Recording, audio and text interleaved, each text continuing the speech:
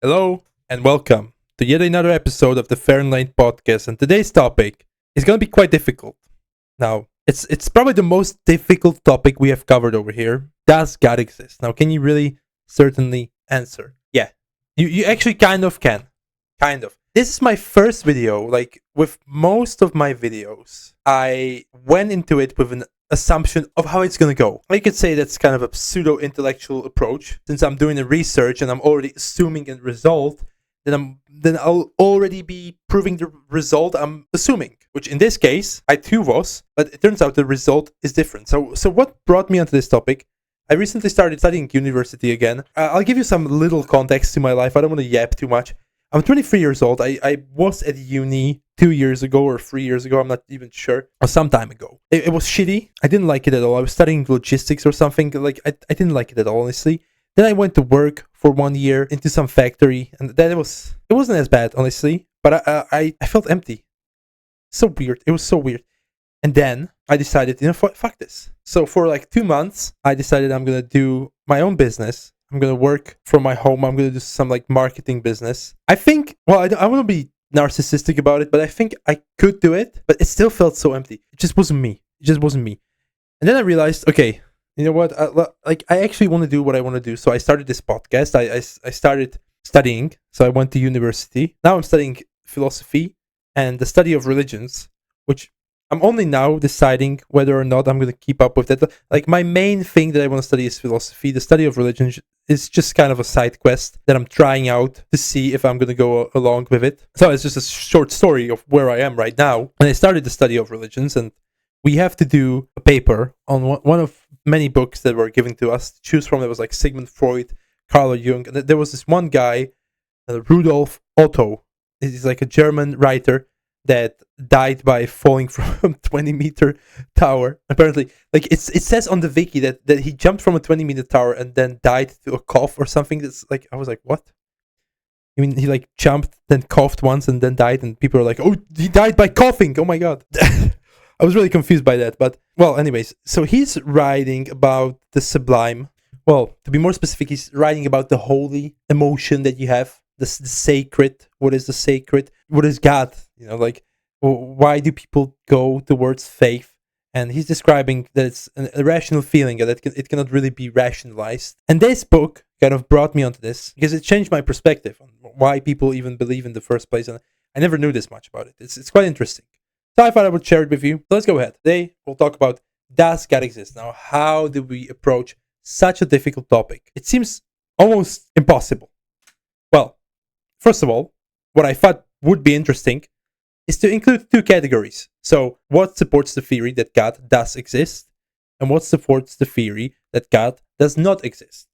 Now, on one hand, we have theology, emotions, intuition, and philosophy.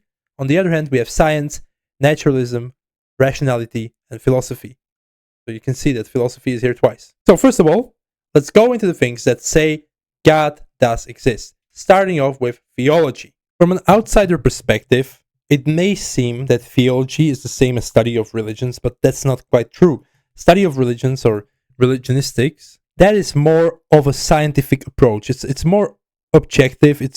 You're kind of taking a step back from your opinions, and then you're just analyzing it from like no standpoint, no neutral opinion. The difference is theology, it studies religion, but it's very different. It studies it from the perspective of a religious person. That's the main difference.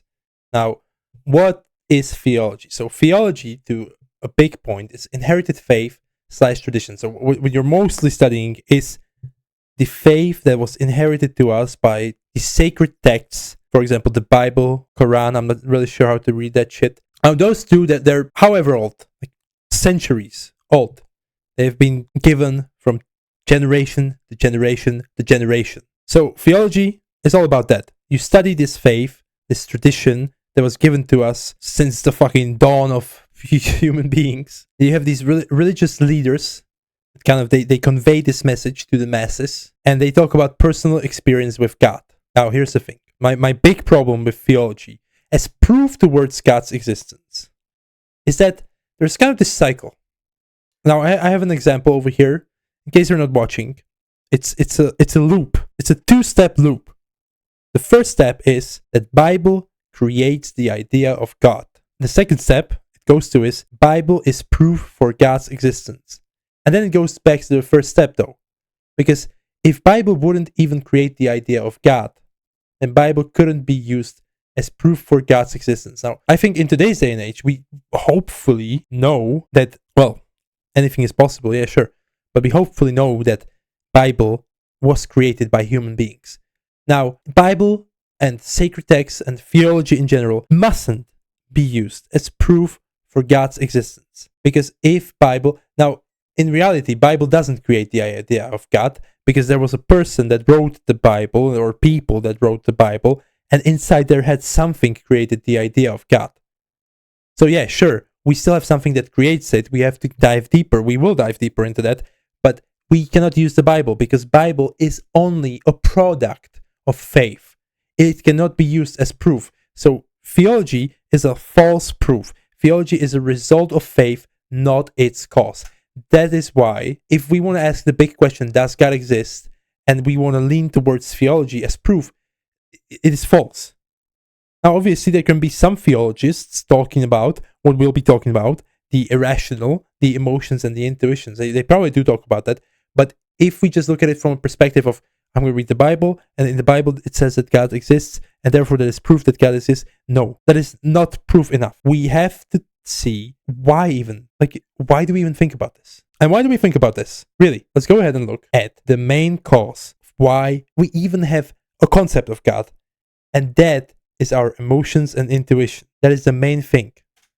So, this is the main lesson I have learned from the book thus far. I haven't actually finished it. I'm quite far in it. No, we don't have to go into the details why we have this inside of us, but each one of us has this predisposition of faith. Now, okay, it can be caused by evolution. It can be caused by whatever. That's a whole nother debate. What we have to talk about is that us, personally, as human beings, just like you have sadness, just like you have happiness, just like you have anger inside of you, deeply inside of you, it's like this emotion that is there. We all have this sense of transcendence. We all have this sense of the sublime, something that surpasses you, something that's way above you. We all have that inside of you. It doesn't have to be awoken right now, but it is inside of you, in each and every one of us. And another interesting thing, I never understood Jordan Peterson when he was asked the question, do you believe in God? Now, he said the question is stupid, and he was always right when you think about it. It is never a good... It is like asking a human being, do you believe in sadness? So, what do you mean by belief? And it does make sense. Now that you compare it like this, so factually, if we were to ask, let's say a dog, do you get hungry? Yeah, you do. Do you get sad? Yeah, you do, right? Do you believe in God? Now, if we were to ask a human that has this inside of him, if anyone says no, it's not an intentional lie. If you ask someone, do you believe in God? And the person answers no, he is not actually answering your question. It is like asking, do you feel sadness? Now, the person, if he doesn't feel the sadness right now, then he would logically say, no, I'm not sad right now. But the better question, he's not actually answering the question. If you're asking someone, do you feel sadness? And he says no, because he is not feeling sad right now. He's answering the question, are you sad? So if you ask someone, do you believe in God? Well, everyone has it inside of them. Everyone has this predisposition we have. And it's up on you whether to rationally say that there is or isn't a God. But for you to say that you never believe in God, that is not true. You don't feel that you believe in him right now, at this very moment. You're losing your faith. You don't have faith. You've never had it, maybe. Yeah, sure. But to say that you never could or would or have believed in God is a complete lie. So the better question would be, do you have faith right now in God, or do you think that there is a God? But if to ask someone, do you believe in God, is like asking a human, do you ever feel hungry? It just doesn't make sense. It's a false question. It's a stupid question. So if we go back to the emotions/intuition, so we have this sense of transcendence. It's in us innately. Now, there's other ways to explain it. Now, I'm not saying that there's not some biological explanation behind this. Yeah, biologists can explain this as a tribal reason. a survivalistic reason. That's why we lean towards faith. Now, honestly, that's up on you to decide why you think we have faith. I'm not saying that the fact that you feel something makes it real. That's up on you to decide. And that's a very different topic. So what next up you have is personal religious experiences. Now, what I think that most people interpret personal religious experiences as, most atheists, the problem is that atheists, they kind of seem to deny something that they don't even know that they're denying, because they have this false idea of personal religious experiences. I think when I myself think of personal religious experiences, it can even be such a simple thing of something drawing me, like with a magnetic force. Like the study of philosophy, it kind of drew me there.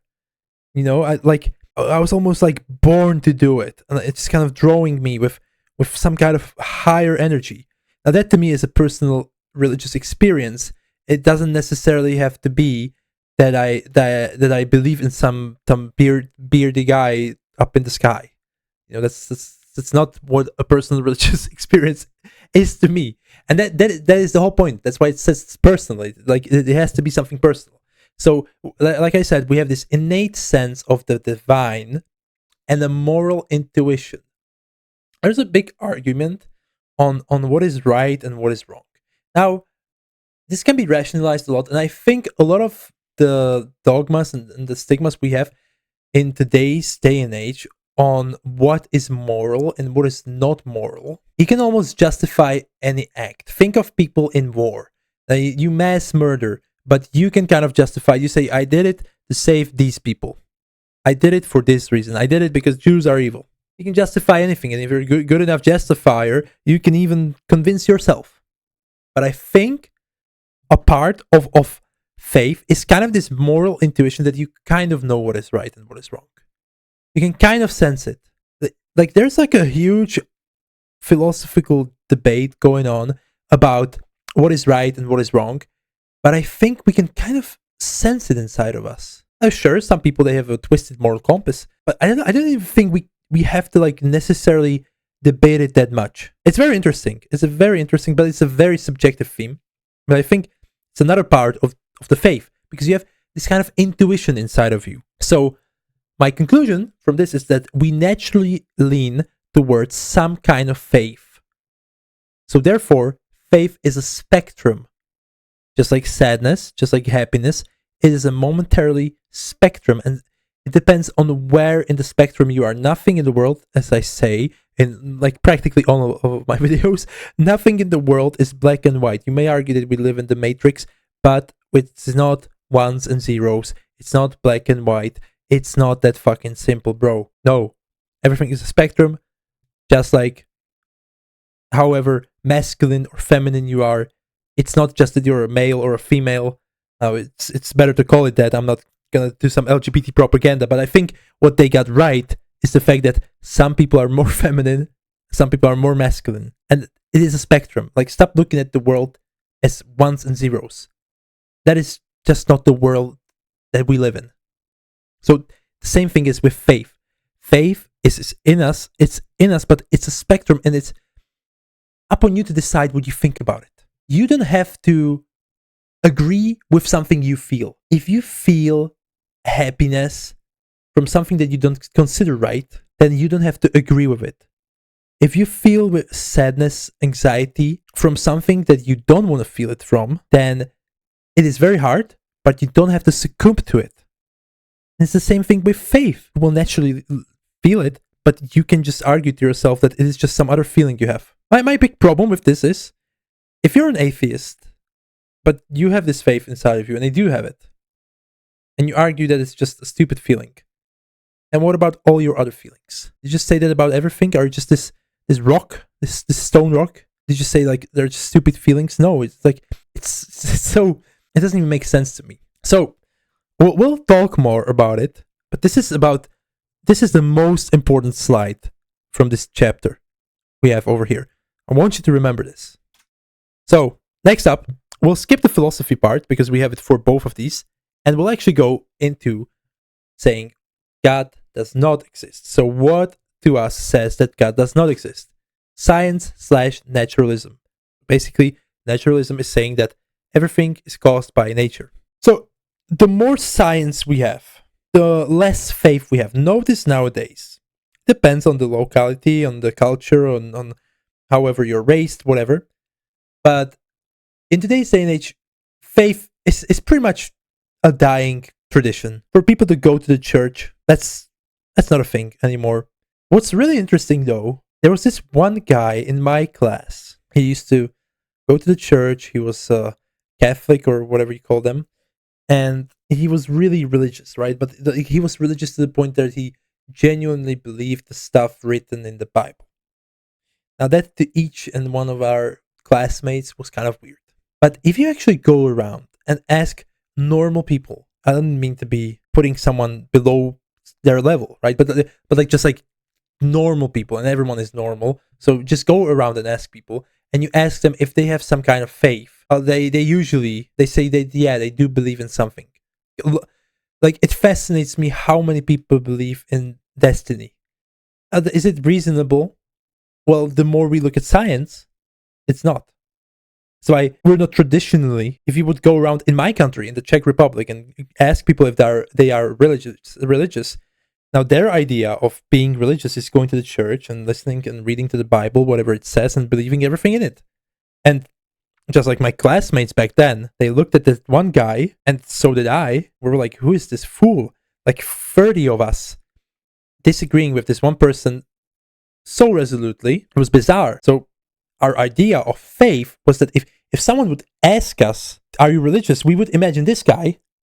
That is what you imagine in my country as a religious person.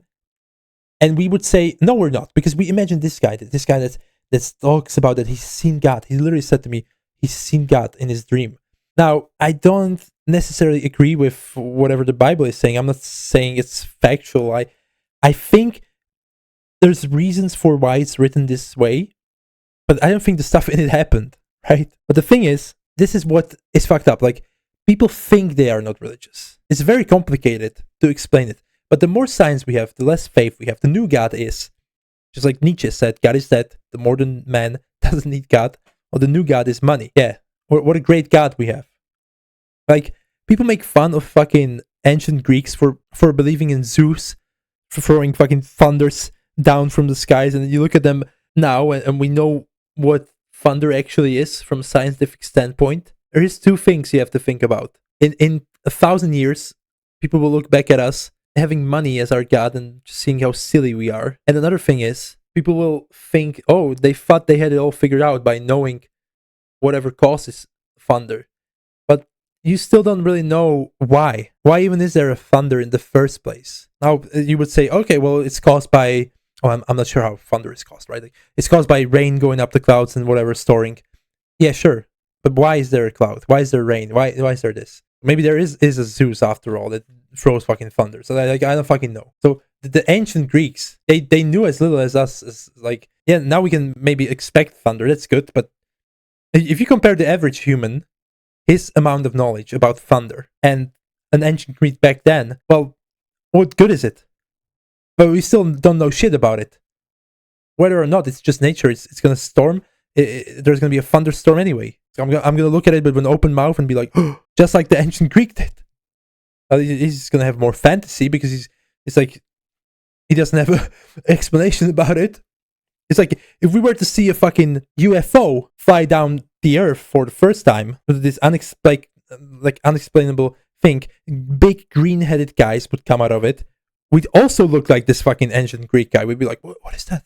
Now 1,000 years from now, people, they will maybe know more about it, but it's still like, I don't know. It's very hard. It's a very hard topic. So science, they say that there's no measurable proof of God's existence. It's like this kind of approach of this one, you know, this picture of the dog with glasses on, with the finger sticking up. There's no measurable proof of God's existence. Like, everything is random. Yeah, maybe, I don't know. Maybe your answer, like, my problem is, from a rational standpoint, science can kind of explain almost everything. Like, it will get better with time. It will get way better. You have all of these natural explanations: evolution, coincidence, physics, right? So coincidences, they happen. It doesn't have to be this higher power. Yeah, sure, but it doesn't answer the fact that we still feel it inside of us. You feel that there's this kind of destiny, that there's this kind of sublime. Now, there's theories. I don't want to go all against science because there's still theories on why, from an evolutionary standpoint, we have faith inside of us as this innate ability. The thing is, it's still just a theory. It's the most probable and logical theory, I guess, thus far. It's a very subjective topic. My problem, and I've said this before, with the evolutionary theory is that it's just a theory, just like anything else. So science, it is amazing at answering how, but not why. And the why cannot be answered by science, can only be felt. You can only answer that yourself. So science, although great, just like theology, we have to cross it out. So thus far, we have two arguments for God's existence, that's emotions and intuition, and no arguments for God's non-existence. So we'll go into the next point, that is rationality, the very opposite of irrationality. Rationality, if you look at it rationally, there's no direct evidence. Like, you can kind of explain every single unexplainable phenomenon, and if not, it will be explained. Just like with aliens, yeah, it kind of makes sense that there would be aliens with how big the universe is, just like it would make sense that there would be a creator, because something has to be created, right? There's no evidence. We don't have that.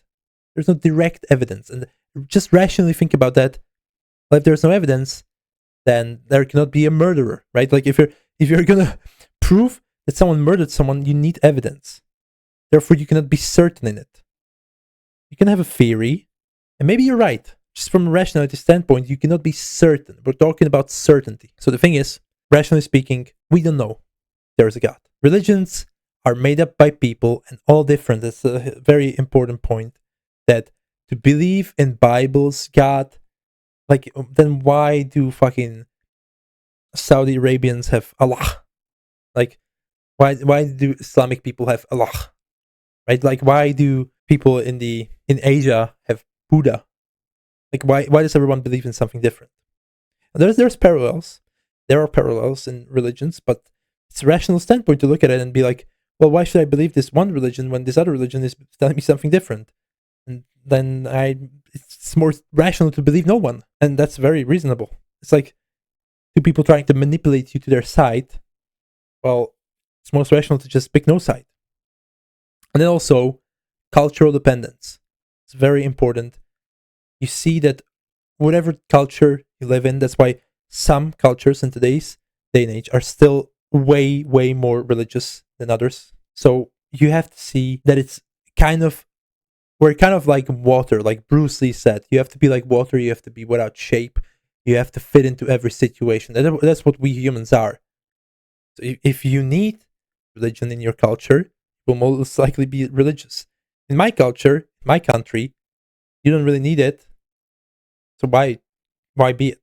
Now, it's arguable whether you need it. I think you do need it, or it's a very practical thing to have. But rationally speaking, it isn't very rational to be religious. It's just, if you study more, the more you study about it, the more reasonable it becomes, the more logical it becomes. But if you know nothing about it, it just isn't very rational. And why? Why believe in something that has been denied for so many years, right? So from a rational point of view, God's existence doesn't really make sense. And I even admit that myself.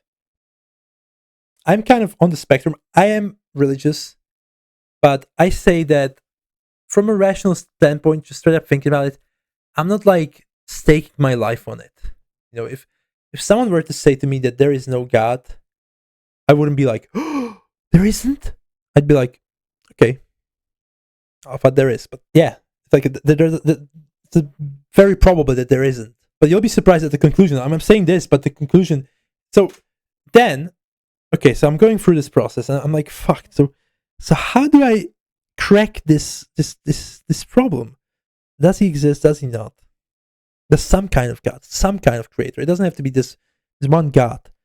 This isn't even supposed to be the word God. It's supposed to be written with the big G, like the one specific God. It's just any God. the idea of God, the faith. Does faith exist? So I go into philosophical arguments for yes, God's, for both agreeing with God's existence and denying it. So I look at it, and so first of all, you have these logical contradictions. These have been argued.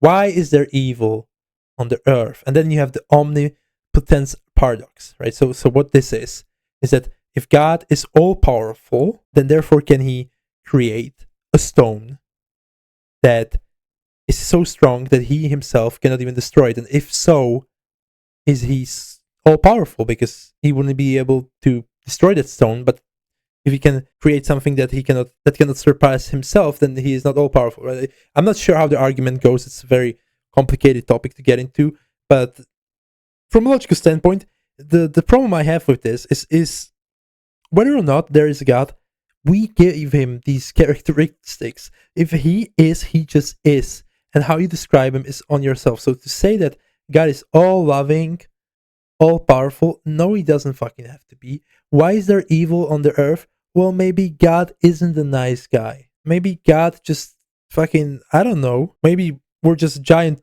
turd floating in some fucking pool and this guy just shat us out and he doesn't even give a fuck about us. We're just doing whatever. So maybe there isn't evil on the earth due to God. Maybe there just is evil. Maybe he doesn't even know we exist. It's so it's so strange. So God as a human construct. So that is, I do agree with this one. I think that God is a human construct. It was made up by humans. It's less that we were made by God and some people surpass and know this. No, it's we invented God. We invented it. It's a huge psyop. I do agree with that. It was for so many years. So many people abused the idea of religion. Just like money is nowadays. The money is the same thing. It's a human construct. Now, whether or not it's evil, anything is evil, right? Like, it can be abused, just like money is nowadays, but you have to go kind of beyond it and understand it really deeply and realize that it doesn't have to be this way. So what we're more discussing is why? Why did we even think of this? So next up, to, on the other hand, support the existence of God, we have cosmological/ontological arguments. So some examples of this are everything that begins to exist has a cause. So therefore, if the university, it had to begin somehow, it had a cause which must somehow begin it. So that cause would be God. I think a big misunderstanding people have with this is that if you believe in the Big Bang, then you shouldn't believe in God. No. Theoretically, what if Big Bang is God, right? Like, that can be the idea of God you have. Now, we're not even talking that much about the God, if he did really create us, or it was a coincidence. We're more talking about the sense of God, right? But let's get into these arguments so I can tell you more about this. Next up, we have everything must have a sufficient reason for its existence. The universe itself requires an explanation. That explanation must lie outside in the universe, and a necessary being. Therefore, God. Now, I'm not really that knowledgeable in these arguments. If you want to go, you can look on the internet, but they're kind of more complicated and more philosophical. And I don't want to bore you with stupid, like, hard to explain ideas. But I'm just saying that there's both arguments for the non-logicality of God's existence, and also arguments for it making sense. So even though at first we said that rationality, it supports the idea of God not existence, if you then go deeply into it, if you go into philosophy and people had really thought about it and really made arguments and counter-arguments, then it goes back to it actually can make sense. But you can also counter-argue it. And lastly, I wrote, our longing suggests there's more. And this is just a purely, because I think philosophy shouldn't just be this rational, what you can argue, what you can prove. It can also be how you feel about stuff, right? So our longing, it kind of suggests there's more, because why long for anything? Why even live, right? So philosophy is both for and against God's existence. So this is very complicated. Now at this point, we have emotions that say God exists, and then rationality says that God doesn't exist, or doesn't have to exist. Like, neither of those is 100% the way. Emotions, they say it feels like there's this connection to something higher, to destiny at least. But the rationality is kind of like, well, with all the science I have and everything, it's all been explained. It doesn't really make sense, but it's so hard to conceive the world we live in. And once you go into philosophy, that's why it splits. Because when you just approach it purely rationally, it can be like God doesn't exist. When you approach it purely emotionally, it feels like God does exist. But once you go into philosophy, that's where we split. Because when you really dive deep, you're like, well, this is way more complex than I thought. Then you see, oh, okay, so there's arguments for God's non-existence, so he is not real. But then you read this other argument for him, like there's a beginning, so there has to be a cause, so there has to be a creator. Oh, that makes sense. So he does exist. And you're like, what? So my conclusion over here is very simple. The day you can find out whether or not you think God exists. Now, whether or not God exists is just up on you. It honestly is. This is my argument. So, does God exist? I say that God exists and doesn't exist at the same time, depending on how you feel him. Just like love, sadness, beauty, happiness. Do they exist? And this is my conclusion. I don't want to tell you that God does exist. And I don't want to tell you that God doesn't exist. I want you to sit down, think about. You have these emotions inside of you.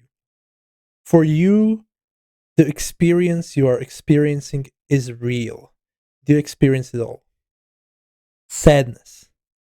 Does it have to exist in order for it to be real for you? Really think about that.